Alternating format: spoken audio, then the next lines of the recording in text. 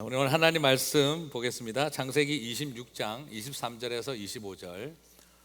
창세기 26장 23절에서 25절 우리 한 절씩 교독하겠습니다. 이삭이 거기서부터 브엘세바로 올라갔더니 그 밤에 여호와께서 그에게 나타나 이르시되 나는 내 아버지 아브라함의 하나님이니 두려워하지 말라. 내 종 아브라함을 위하여 내가 너와 함께 있어 내게 복을 주어 내 자손이 번성하게 하리라 하신지라. 같이 읽겠습니다.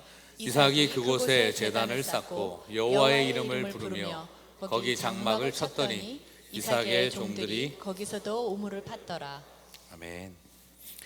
자, 오늘 저는 여러분과 함께 우물과 씨앗이라는 제목으로 창세기 26장 계속 연속 강의를 이어가도록 하겠습니다.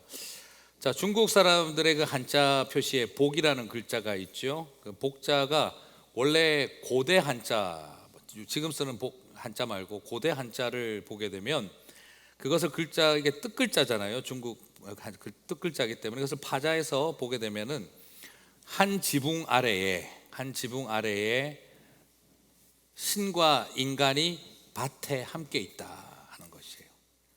자, 중국 사람들이 그 복이라고 하는 한자 말을 만들 때, 고대의 그 한자 말을 만들 때 복이 뭐냐 하면 한 지붕 아래 인간과 신이 한 땅 위에 함께 있다라는 거예요. 그게 복이라는 것이죠. 어쩌면 이 표현이 굉장히 우리 성경에서 바라보는 아브라함이 누린 복과 이삭이 누린 복과 참 유사하다는 생각을 갖게 되어집니다. 그죠? 하나님과 이 언약적 관계 속에서 한 식구가 되어져서, 그리고 하나님이 우리와 함께 계시는 그 땅과 자녀들을 데리고 그 언약의 땅과 약속의 땅이 한 지붕 아래에서 하나님과 더불어 한 식구로 살아가는 것, 그게 가장 큰 성경적인 복이다라는 것입니다.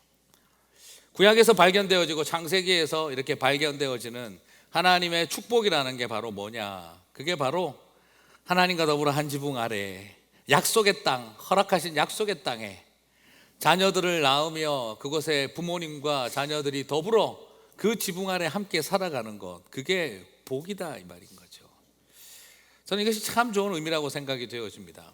그리고 모든 것의 출발점이 하나님과 한 지붕 아래 있는 가정의 개념에서 시작되고 있다는 거예요. 복이라는 게 하나님과 한 지붕 아래에서 식구가 되는 것. 여러분, 이게 우리 가장 대표적인 게 뭐겠습니까? 그게 바로 성막과 성전입니다. 성막과 성전을 바라보면 하나님이 허락하신 약속의 땅에 하나님은 그 성막을 세우고 그곳에 사람과 더불어 함께 하고 계시고 만나고 계신다는 거죠.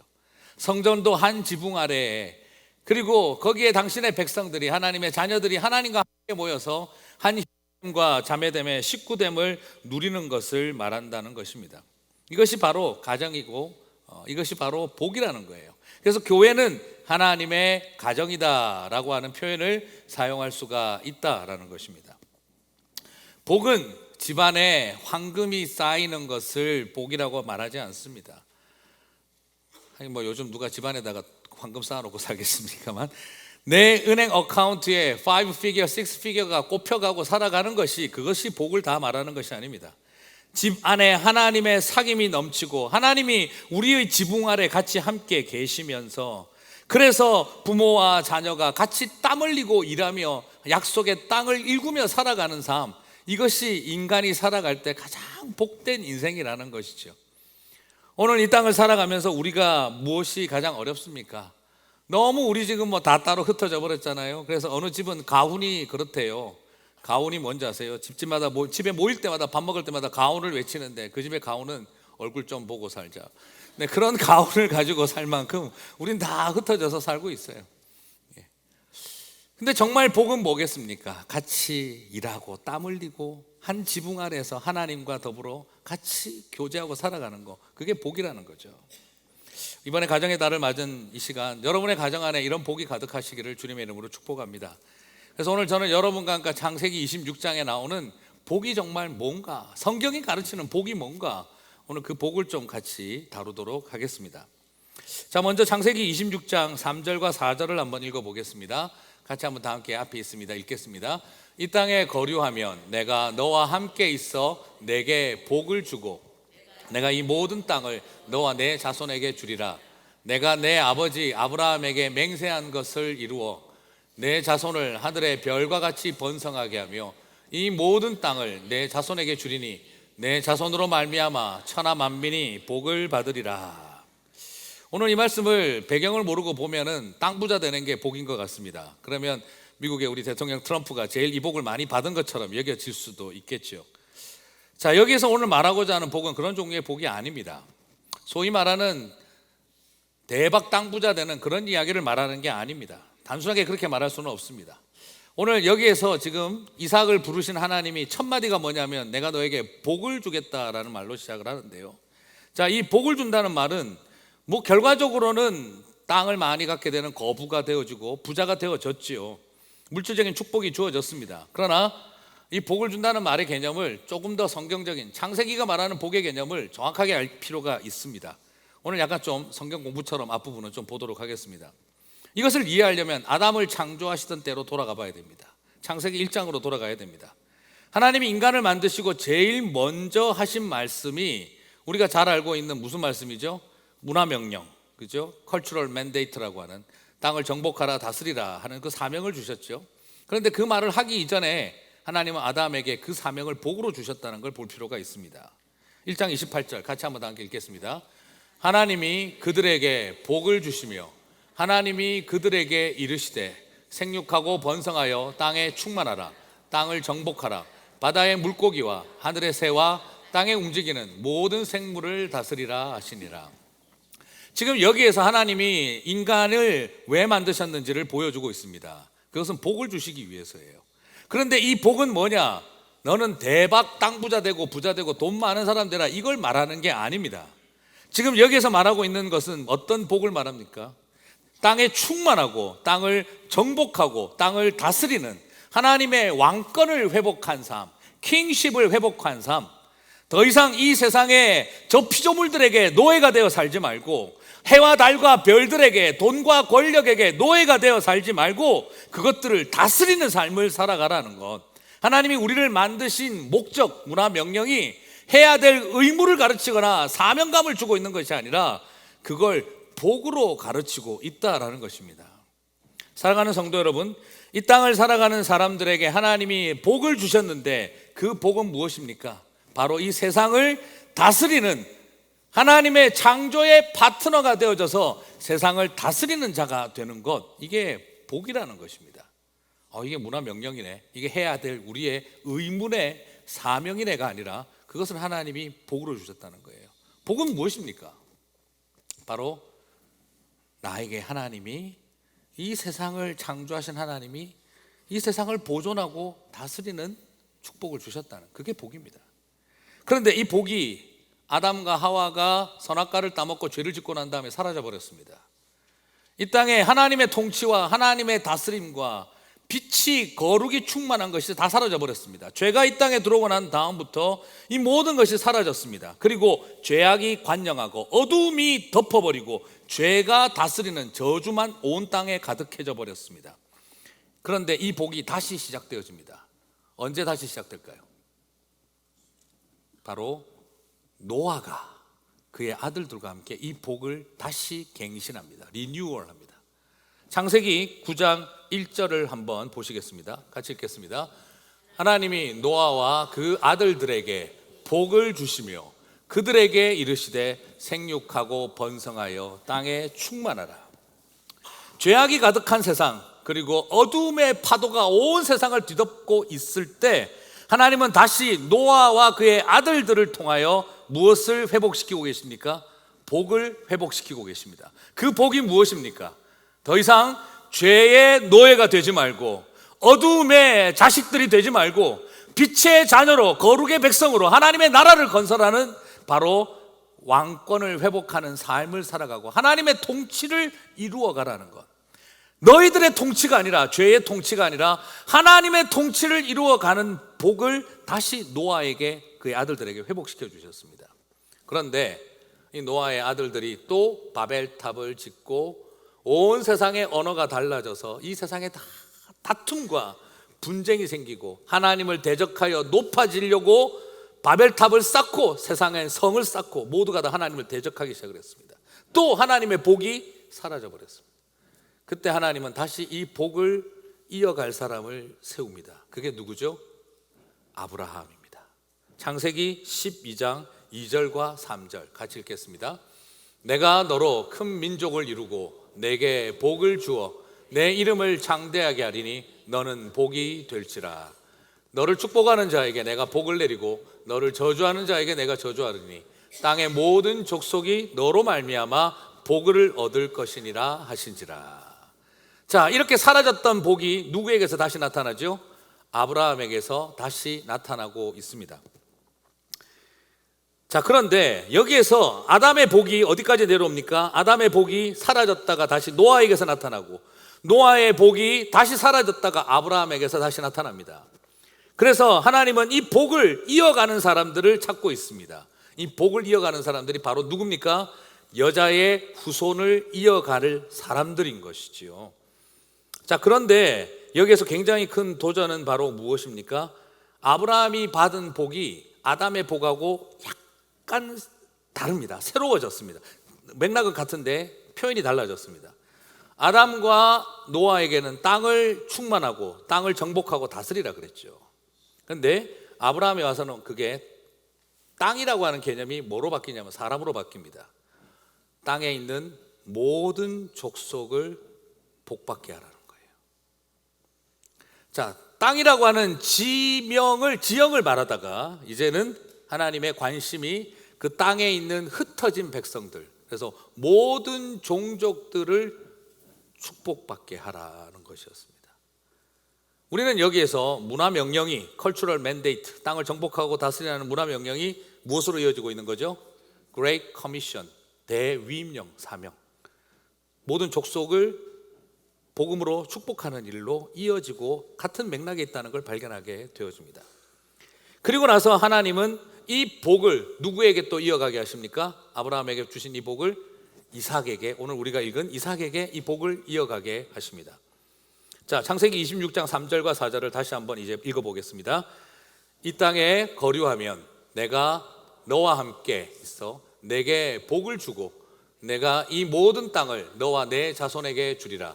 내가 내 아버지 아브라함에게 맹세한 것을 이루어 내 자손을 하늘의 별과 같이 번성하게 하며 이 모든 땅을 내 자손에게 주리니 내 자손으로 말미암아 천하 만민이 복을 받으리라. 자, 여기에서 보실 것은 땅을 갖게 하는 것과 이제 또 뭐가 나옵니까? 구체적으로 천하 만민이 복을 받는 것이 두 가지가 다 다뤄지고 있는 것을 보게 되어집니다.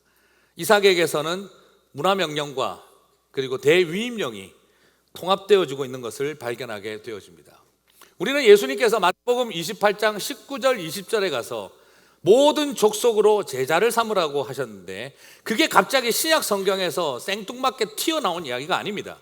이게 바로 어디서부터 시작된 이야기라는 거죠? 아브라함을 부를 때부터 하나님의 선교는 준비되어 있었다는 거예요. 그래서 땅을 정복하라 다스리라가 아브라함에게서는 모든 족속으로 축복받게 하라가 되어지고 모든 족속으로 축복받게 하라가 예수님에게서는 모든 족속으로 제자를 삼으라는 말로 나타난 것입니다. 그러므로 하나님의 선교는 마태복음에 와서 사도행전에 와서 갑자기 튀어나온 것이 아니라 하나님은 창세 때부터 아브라함을 부를 때부터 아담을 부를 때부터 하나님의 선교는 준비되고 있었다는 걸 우리는 여기서 발견하게 되어지죠. 물론 이런 거는 목사들이 되게 재밌어 한다는 걸 알고 있습니다. 신학 공부하는 사람들은 되게 재밌어 한다는 걸 알지만 그러나 이게 여러분에게 이게 굉장히 중요한 복의 개념을 정리하는 것입니다. 복은 무엇입니까? 집안에 황금덩어리를 쌓아가는 것이 복이 아니라 하나님이 우리를 처음 만드실 때, 우리를 부르실 때 그때부터 노예 생활하지 말고 이 세상을 다스리라고, 저 잃어버린 언어가 달라져서 흩어진 저 종족들을 축복하기 위해서 우리를 부르신 것, 그게 창세기가 가르치는 진짜 복이라는 것입니다.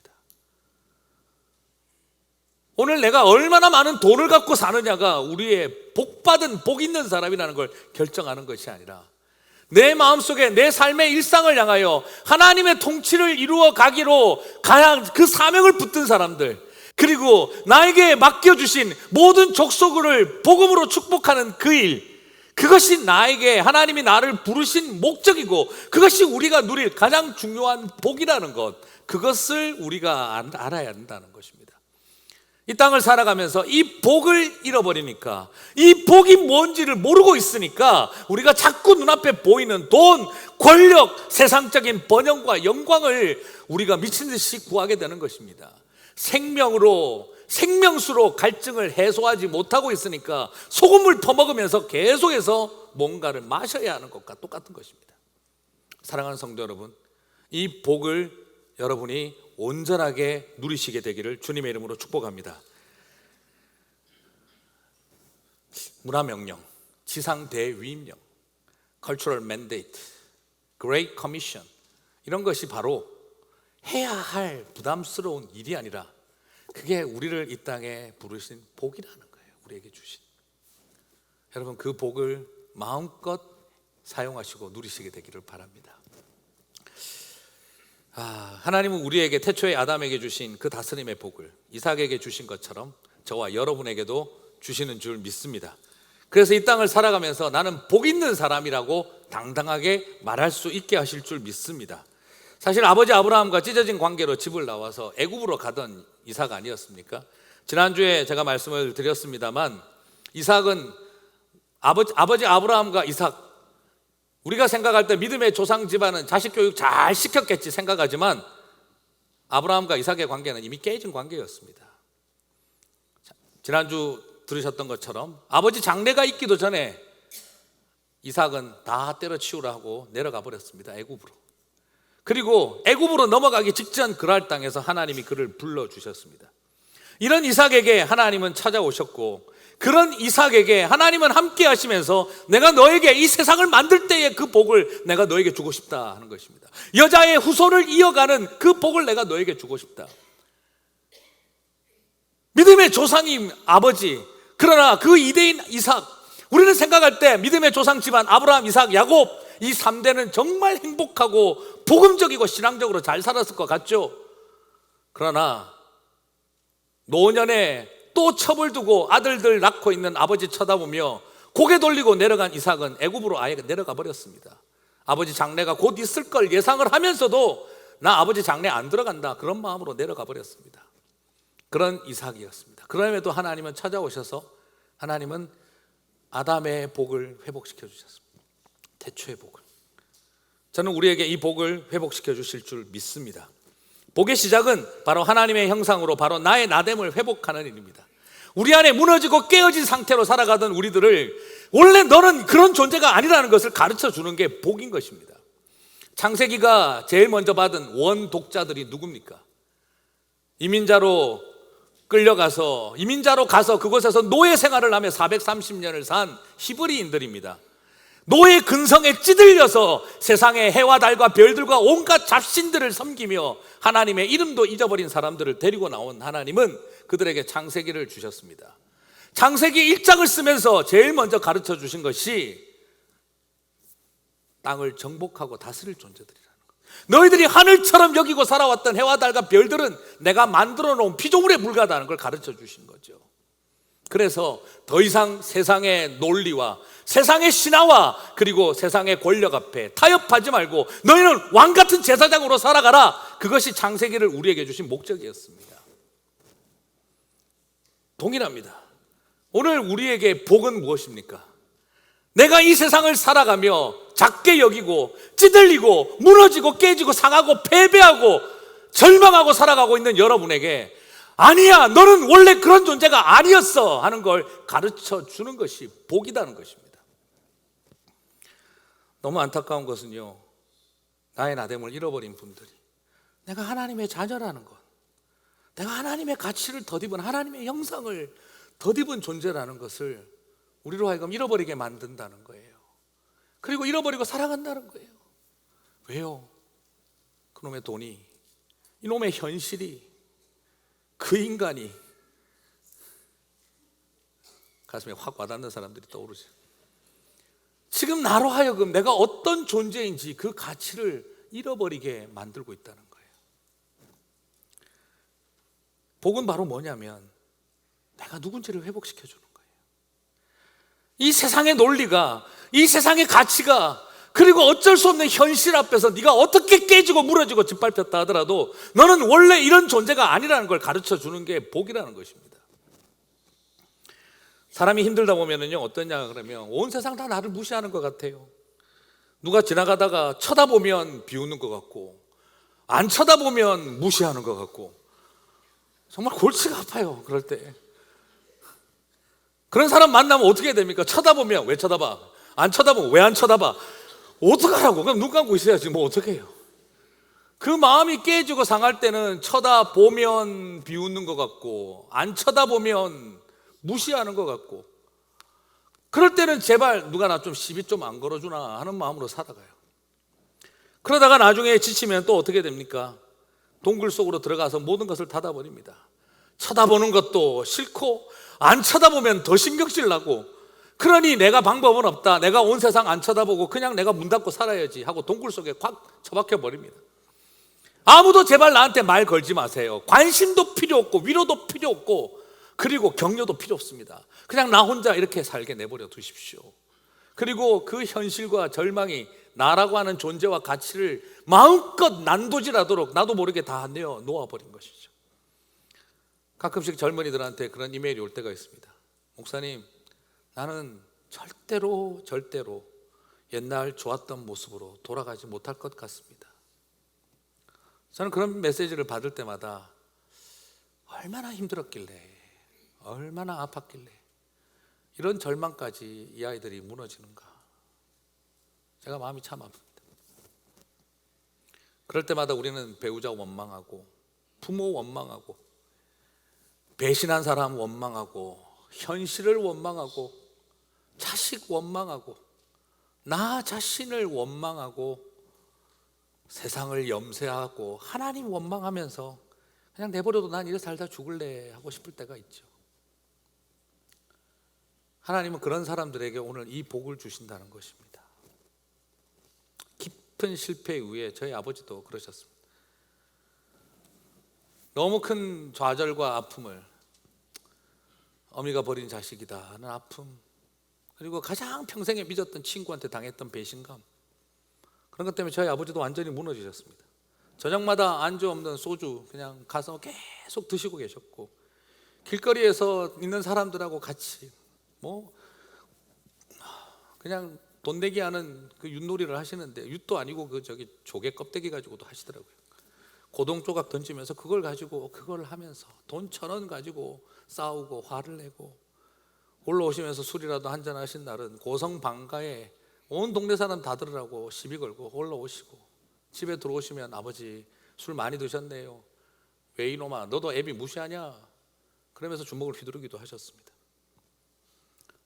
저도 마음으로 집을 3번 나왔습니다. 나 오늘 집 나간다. 마음으로 저도 집을 3번 나오고 해운대 바닷가에 앉아서, 저도 앉아서 밤바다 쳐다보고 미치겠네 하고 있다가, 그러다가 그냥 제 마음속에 돌아간 이유가 여러 가지가 있지만 나라도 맞아야지 누가 맞겠나 싶은 마음으로도 들어갔고, 여동생들이 맞을까, 어머니가 맞을까, 나라도 맞아야지 하고 들어가기도 했고, 또 하나 제가 늘 생각했던 것이 있습니다. 이건 우리 아버지 원래 모습이 아니다.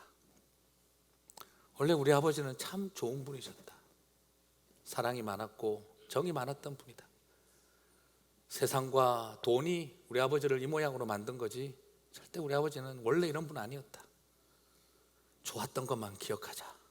지금 돈과 세상이 망쳐놓은 아버지를 생각하지 말고 좋았던 것만 기억하자. 그리고 하나님 앞에 기도했습니다. 하나님, 우리 아버지 옛날 그 좋았던 그 모습을 회복시켜 주십시오. 이게 저의 기도였습니다. 복은 무엇입니까? 그리고 저희 아버지가 나중에 하나님 은혜 가운데 하나님의 자녀가 되어지고 가정에서 예배가 드려지기 시작할 때, 저는 그게 오늘 한 지붕 아래 작은 월세방에서지만 하나님 모시고 가족들이 둘러앉아 예배드리던 게 복이었습니다. 아버지가 더 이상 술 안 드시고 들어와서 같이 찬송 부르는 게 복이었습니다. 이 세상에 그만큼 행복한 것이 없었어요. 그때 우리 가족들 제일 많이 불렀던 노래가 초가삼간도 나는 만족하네 값진 재물도 내겐 없지만, 그 찬양 부를 때 그렇게 행복했습니다. 그리고 온 가족이 부를 때 내 영혼이 은총 입어 중한 죄짐 벗고 보니 슬픔 많은 이 세상도 천국으로 하도다. 그 찬양 할 때는 그냥 천국이 여기구나 하는 생각이 들었었어요. 이게 원래의 모습을 찾아가는 일, 원래 내 모습을 찾아가는 일, 그게 복이구나 하는 것이었습니다. 방황하는 아들과 딸이 이 세상 가운데 더러운 것들에게 영혼을 빼앗기고 살아가다가 하나님 앞에 돌아와 하나님의 아들과 딸로 다시 서게 되어질 때 그게 복인 것입니다. 실패와 좌절로 무너져서 온 세상 탓하며 마약과 여러 가지에 중독되어 살아가던 남편이 마음 잡고 다시 하나님 앞에 돌아와 예배자로 설 때 그게 바로 복이라는 것입니다. 사랑하는 성도 여러분, 오늘 이것이 우리에게 주신 하나님의 축복입니다. 이런 복은 여자의 후손답게 대단히 신앙생활 잘하고 있기 때문에 주는 보상과 같은 것이 아닙니다. 오늘 이삭도 어떤 사람이었습니까? 하나님의 자녀고 뭐고 다 때려치우고 애굽으로 내려가던 발걸음이었습니다. 아버지하고 관계 다 깨져서 내려가던 믿음의 조상 아브라함이면 뭐하나 하는 이런 생각 가지고 떠나가던 이삭이었습니다. 그 이삭을 하나님은 그랄 땅에서 붙잡고 복을 주신 것입니다. 사랑하는 성도, 그리고 너는 내 자녀라는 걸 가르쳐 주셨던 것이죠. 오늘 그 복이 저와 여러분에게도 함께 하시는 줄 믿습니다. 그리고 이 복을 받은 사람들의 공통적 특징이 뭔지 아십니까? 노아가 이 복을 받고 난 다음 그 다음 뭘 했는지 아십니까? 제단을 쌓고 여호와의 이름을 불렀더라. 아브라함이 이 복을 받고 그 다음 바로 무엇을 했습니까? 그가 그곳에 제단을 쌓고 여호와의 이름을 불렀더라. 그리고 또한 이삭이 오늘 이 복을 받고 창세기 26장 24절에서 그 복을 받고 25절에 뭐라고 말했습니까? 같이 읽겠습니다. 이삭이 그곳에 제단을 쌓고 여호와의 이름을 부르며 거기 장막을 쳤더니 이삭의 종들이 거기서도 우물을 팠더라. 그렇습니다. 바로 이 복을 받은 사람들 안에 예배가 회복되어지고 믿음의 돌제단이 다시 재건되어지는 것을 우리는 여기서 발견할 수가 있습니다. 사랑하는 성도 여러분, 그 복이 임하시기를 바랍니다. 이 세상 것이 좋아서 애굽으로 내려가셨습니까? 이 세상에 실망하고 좌절하고 분통 터져서 하나님의 형상과 하나님의 자녀로서의 가치를 잃어버리고 살아오셨습니까? 오늘 하나님은 그런 가운데 있는 저와 여러분을 다시 너는 원래 이런 존재가 아니란다 하며 우리를 그 자리로 다시 세우실 줄 믿습니다. 그 복을 누리시게 되기를 주님의 이름으로 축복합니다. 그럼 이 복을 받은 이유는 무엇이냐? 우리로 하여금 다시 축복하게 하기 위해서입니다. Blessed to bless입니다. 오늘 아브라함에게 이 복을 주시고 이삭에게 이 복을 주신 이유는 정확하게 설명되고 있습니다. 복의 목적은 또 다른 복이기 때문입니다. 2절과 3절을 다시 한번 같이 읽겠습니다. 여호와께서 이삭에게 나타나 이르시되 애굽으로 내려가지 말고 내가 내게 지시하는 땅에 거주하라. 이 땅에 거주하면 내가 너와 함께 있어 내게 복을 주고 내가 이 모든 땅을 너와 내 자손에게 주리라. 내가 내 아버지 아브라함에게 맹세한 것을 이루어 내 자손을 하늘의 별과 같이 번성하게 하며 이 모든 땅을 내 자손에게 주리니 내 자손으로 말미암아 천하 만민이 복을 받으리라. 내가 너에게 복을 주리라가 무엇으로 끝이 납니까? 천하 만민이 복을 얻으리라로 끝이 납니다. 하나님이 나에게 복을 주신 이유는 나 하나 복받게 하는 것이 목적이 아니라 천하 만민이 복을 얻게 하기 위해서라고 우리들에게 말해주고 있습니다. 복을 주신 것은 목적이 있습니다. 나에게 하나님께서 블레싱을 주신 것은 천하 만민을 블레싱하기 위해서라는 것입니다. 말 그대로 blessed to bless의 삶이라는 것입니다. 복은 내 안에서 제한당하면 안 됩니다. 복은 내 안에 머물러 있으면 안 됩니다. 그러면 그 복은 독이 됩니다. 복을 독으로 만들지 않고 복이 복되게 하는 것은 내 안에 하나님이 주신 그 복을 통하여 다른 사람들을 축복하는 것입니다. 이 땅을 살아가면서 복받기 위해서 살아가는 것이 아니라 더 많은 사람들을 축복하기 위해서 살아가는 것이 복 있는 자의 삶이라는 것을 우리들에게 보여주고 있습니다. 그러면 생각할 때 그렇습니다. 아이고야, 내가 혼자 받은 복을 얼마나 대박 받아야 이 천하 만민을 복 줄 수 있겠나. 그럼 우리가 뭘로 이 세상을 축복할 수 있을까요? 내가 혼자서 받은 복이라고 해봐야 그게 어떻게 이 천하 만민을 복 줄 수 있겠습니까? 우물을 수백 개 수천 개를 판다고 온 천하 만민을 축복받게 하겠습니까? 그렇지 않습니다. 한 사람이 받는 복이 많아봐야 얼마나 많겠습니까? 그런데 오늘 여기서 말하는 복은요, 쉽게 설명이 되고 있습니다. 우리가 어떻게 세상을 복을 줄 수 있을까? 4절을 한 번 더 같이 읽어보겠습니다. 4절을 한 번 더 같이 읽겠습니다. 내 자손을 하늘의 별과 같이 번성하게 하며 이 모든 땅을 내 자손에게 주리니 내 자손으로 말미암아 천하 만민이 복을 받으리라. 여기서 지금 자손이 나오는데요, 천하 만민이 복을 누구로 통해서 받는다고 되어 있습니까? 내 자손으로 말미암아 복을 받는다는 거예요. 그럼 이 자손이 뭘까? 그럼 이 자손이 많을까요? 적을까요? 많아야 되겠죠, 상식적으로 생각한다면. 그리고 네 자손이 하늘의 별과 같으리라고 했습니다. 그럼 엄청나게 많겠죠. 그럼 이 자손은 단수형입니까? 복수형입니까? 상식적으로 본다면 복수형이 되는 게 말이 맞는 거지요. 그런데 여기에 쓰여 있는 이 자손은 단수형이다라는 것입니다. 물론 대표 단수다라고 문법적으로 설명할 수도 있겠죠. 그런데 오늘 이것에 대해서 왜 의도적으로 계속해서 단수형을 쓰고 있을까? 갈라디아서 3장 16절을 보게 되면 이 자손이 누군지를 설명을 해주고 있습니다. 같이 읽겠습니다.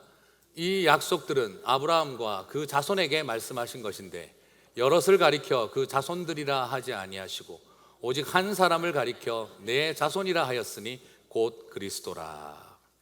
왜 이것을 자손들이라고 하는 복수형을 사용하지 않고 한 사람을 가리켜 단수형을 썼으니 이 자손은 누구라는 것입니까? 예수 그리스도라는 거예요. 오늘 여기서도 보았던 것처럼 내 자손에게 이 모든 땅을 내 자손에게 이 모든 땅을 주리라. 아버지께서 아들에게 이 모든 것을 주신다는 것과 다 같은 맥락입니다. 오늘 여기에서 우리는 무엇을 발견하게 되어집니까? 하나님은 아브라함에게 약속 축복하면서 그리고 또한 이삭을 축복하면서 이미 그 안에 누구를 예표하고 있습니까? 예수 그리스도를 약속하고 있는 것입니다.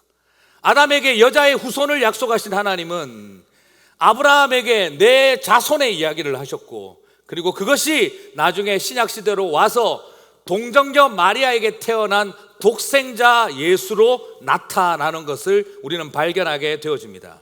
그러므로 하나님은 지금 창세기 26장 23절 24절에서 이미 벌써 무엇을 계획하고 계시느냐? 예수 그리스도를 통해 천하 만민을 축복하는 일, 예수 그리스도의 복음을 통해 천하 만민을 축복하는 계획을 이미 창세기에서부터 가지고 계신 것을 발견하게 되어집니다. 하나님의 선교는 신약시대에 와서 갑자기 시작된 것이 아니라 바로 이때부터 시작되었던 것을 우리는 발견하게 되어집니다. 우리는 우물이 많이 있으면 많은 축복 사역을 할 수 있을 거라고 생각하지만 하나님은 우리에게 많은 우물을 기대하고 계신 것이 아니라 딱 하나의 씨앗이면 된다는 것을 말하고 있습니다.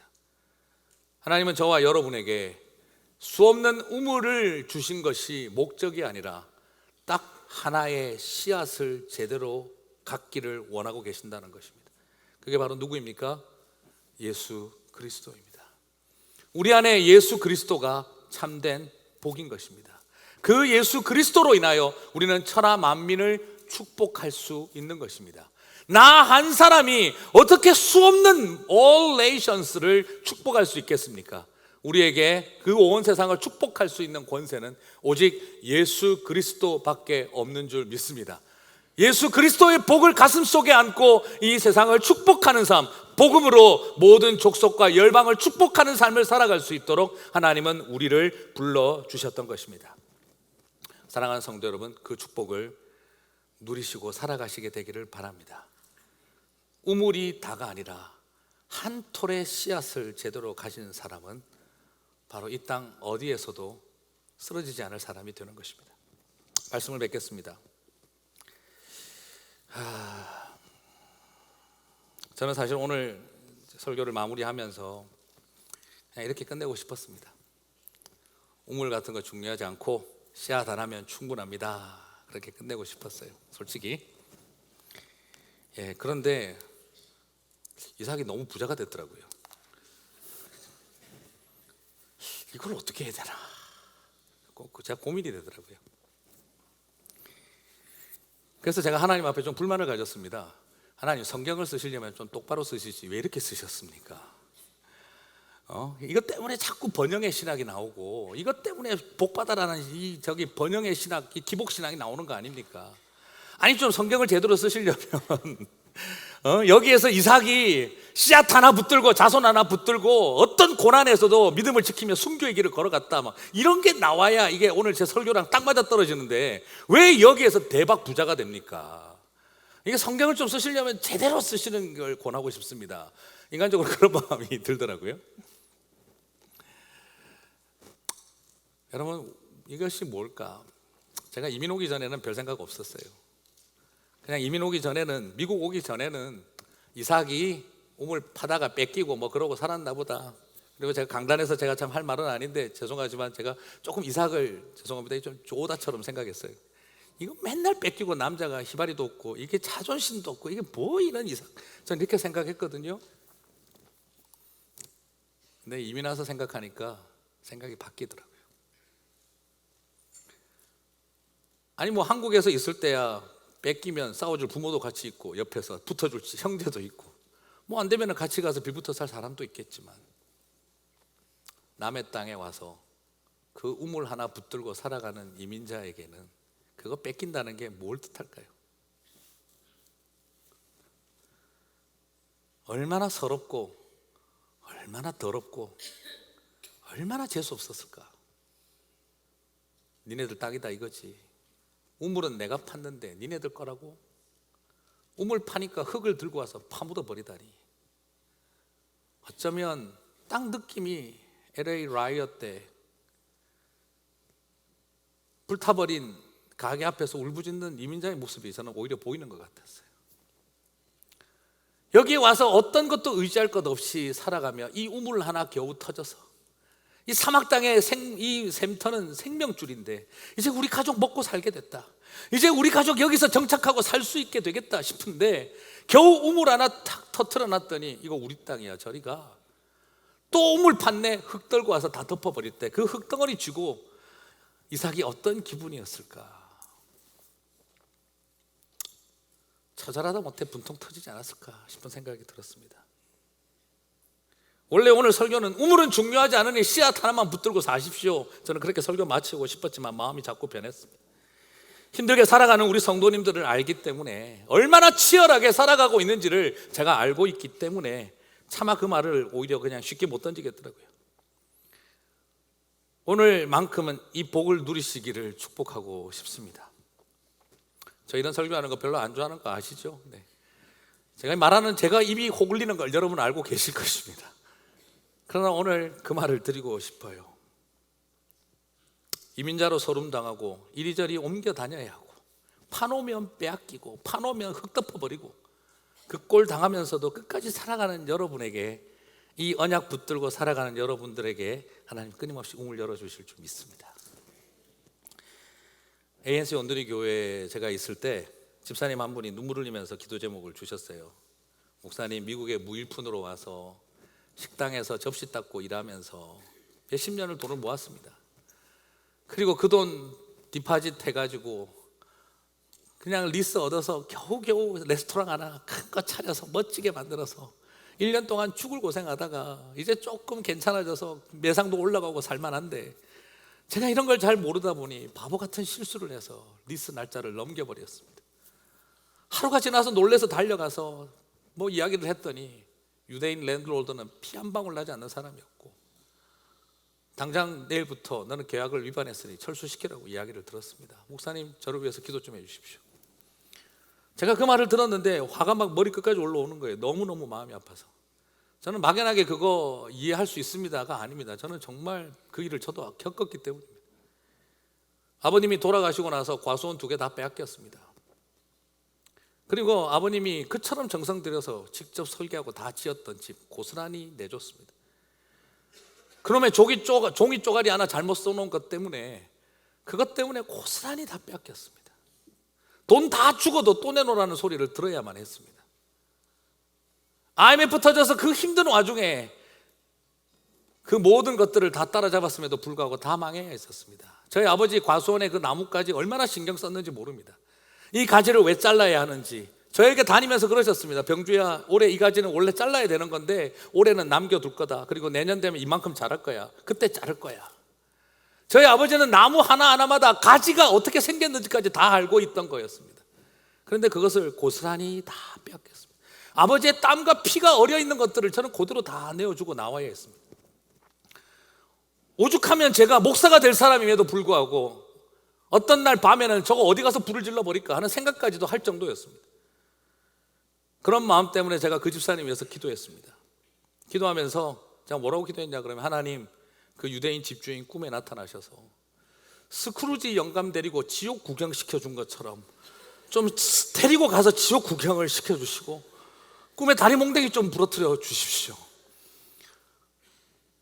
제가 그렇게 기도를 했습니다. 그 집사님하고 만나서 어떻게 돼가고 있습니까? 물으면서 제가 이야기했어요. 집사님, 나 어떻게 기도하는지 알아요? 어떻게 기도하시는데요? 스크루지 영감처럼 하나님 꿈에 나타나서 지옥 구경 좀 시켜달라고 내가 그렇게 기도하고 있어요. 그 집사님과 같이 웃다가 울었습니다. 같이 웃다가 울고 울다가 웃고 그랬습니다. 며칠 뒤에 집사님 연락이 오신 거예요. 목사님, 기적이 일어났습니다. 다시 갱신했습니다.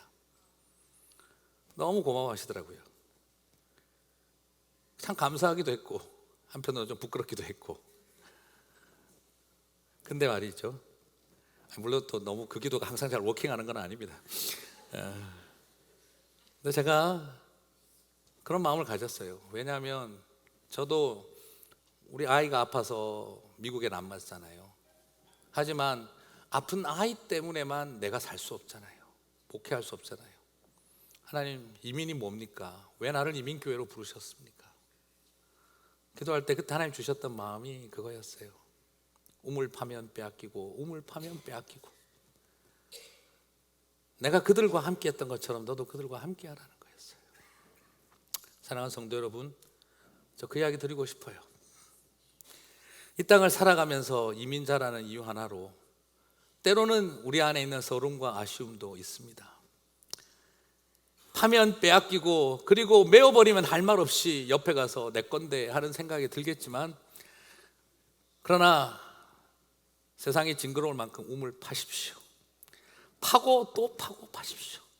뺏기면 뺏어라, 메우면 메워라, 덮어버리려면 덮어라, 나는 또 팔 거다. 그리고 그냥 살아가시는 저와 여러분 되시기를 바랍니다. 가슴속에 우리에게는 언약이 있지 않습니까? 하나님이 우리에게 예수 그리스도를 자손으로 주시고, 내가 원래 너는 그런 존재가 아니라고 하는 것, 이 땅에서 어떻게 너네들을 취급하고 이 땅에서 어떻게 너네들이 짓밟히고 살아간다 하더라도 원래 너는 내가 하나님의 형상대로 지음받은 존재고 내 아들이라고 하는 그 복을 우리는 가지고 있지 않습니까? 그거는 절대 잃어버리지 마십시오. 절대 그 본질적인 복을 잊어버리지 마십시오. 그렇기 때문에 어떤 모양이 당한다 하더라도 우물 파고 살아가십시오. 빼앗기면 또 파십시오. 덮어버리면 또 파십시오. 그러면서 하나님이 우리를 축복하시는 것, 그래서 저는 우리 하나님 앞에 그런 마음을 가졌었지요.